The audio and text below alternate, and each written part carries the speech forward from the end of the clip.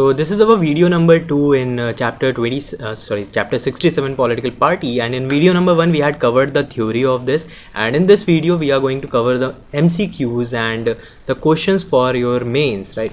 So let's start this particular lesson. So this question was asked in GS2 in 2016, and the question is: the Indian party system is passing through a phase of transition which looks to be full of contradiction and paradoxes, and you have to discuss it. The marks is 12 and a half, and approximately you have to write it in 200 to 250 words, and do try to write this, because answer writing is also an important aspect for your UPSC preparation. And if you want me to review it, you can submit it to the Facebook group of Study Labs, or you can also send it to the Facebook ID of me, right? So I will give you a review about your answer, and just click the image and post it on the group or on my you can send it on my Facebook ID. The next question is, and this question is I had framed myself. It says: all over the world there is a tendency in political parties towards the concentration of power in one or few leaders at the top, right? So this question demands you to analyze the personality culture in our political scenario. So is this particular thing is happening all over the world, like Donald Trump in USA, and how this tendency affects, or what are the ill effects of this particular tendency of concentration of power at the topmost leader point, right? The next question is: comment on decline of political parties and examine whether new social movement shall be an interactive strategy for establishing new link between society and state. So this thing is happening. If you had witnessed the Gujarat Chunav, right? Gujarat election recently happened, and there was Dalit, and there was Patel Andolan, and even Anna Hazare movement in 2014. All these are examples of social movements, because political party lost their cadre at the bottommost level, and they lost the connection with the people at the bottommost layer of our country, and therefore the new social movements represent those people, and therefore establishing a new type of link between society and the between society and government. So what is your comment on this decline of political parties and the emergence of social movements, right?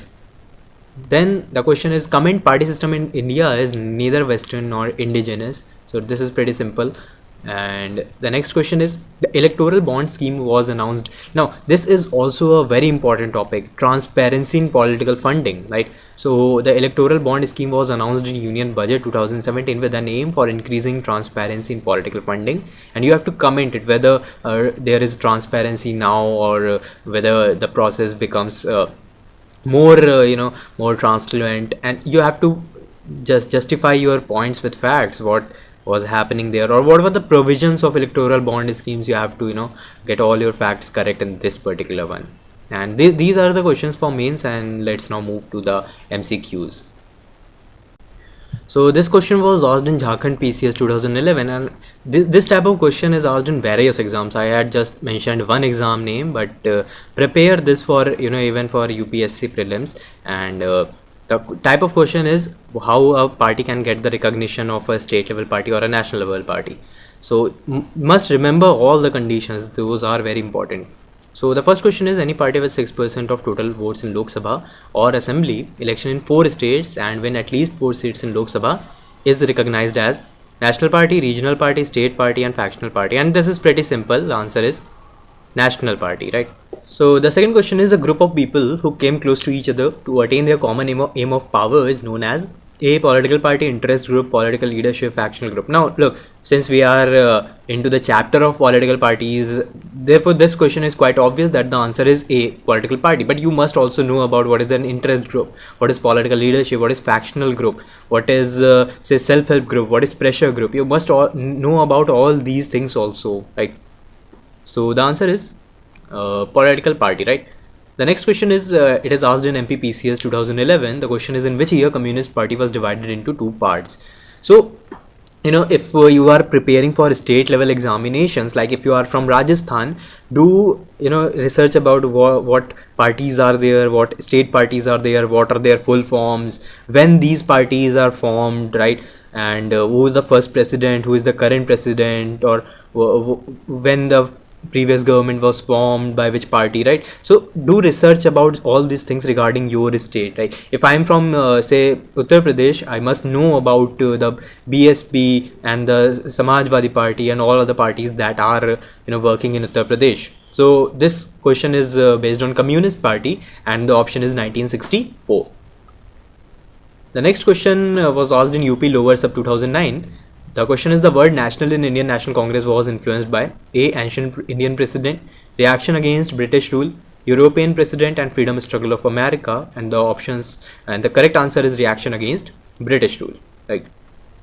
Then I hadn't mentioned in which exam this particular question is asked, but this is a favorite question of examiner. They are asked in so many papers and so many times I hadn't write any single examination name in this, because it's not possible to write down all those examination in which this particular question is asked. And the question is, which of the following is not a national party, which of the following is a national party, and the term is also replaced by state level party, which of the following is a state level party, right? And options are given like this: Muslim League, Revolutionary Socialist Party, All India Forward Bloc, Peasant and Workers Party of India, none of these, all of these. So you have to pick among these options which is a national party, or accordingly, if the question is asking which is not a national party, you have to select which is not a national party, right?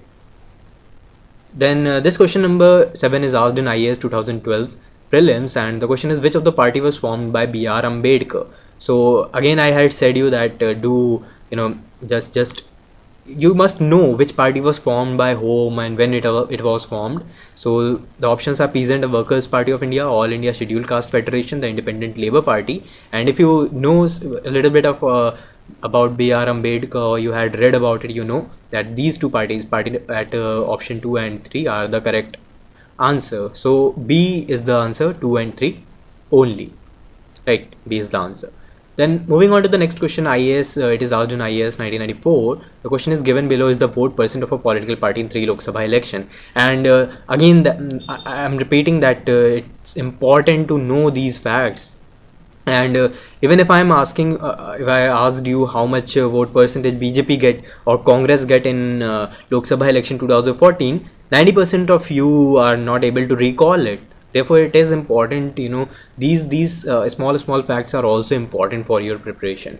So in 1984, 7.4%, 1989, 11.4%, and 1991, 22.4%, which party it is. And the option is Congress I, Bahujan Samaj Party, Bharatiya Janata Party, CPM. The correct answer is Bharatiya Janata Party.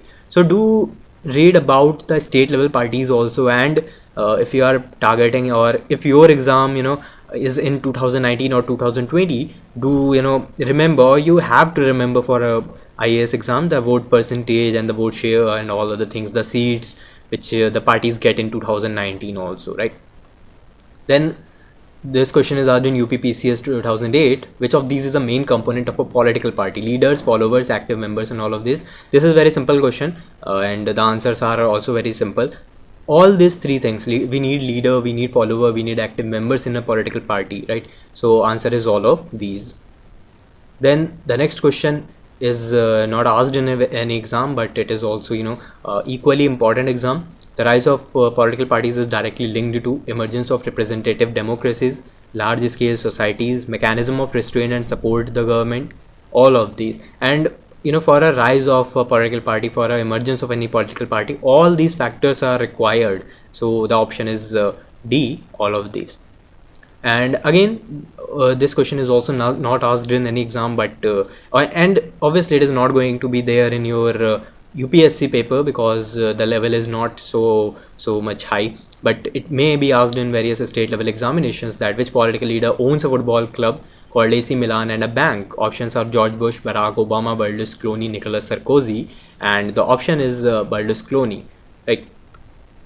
And this type of question is important for your state level exams and even for UPSC, that you must know the full forms of your party also, like BSP stand for Bahujan Samaj Party, SAD stands for Shiromani Akali Dal, and all these things you must know, that what is the full form of the parties.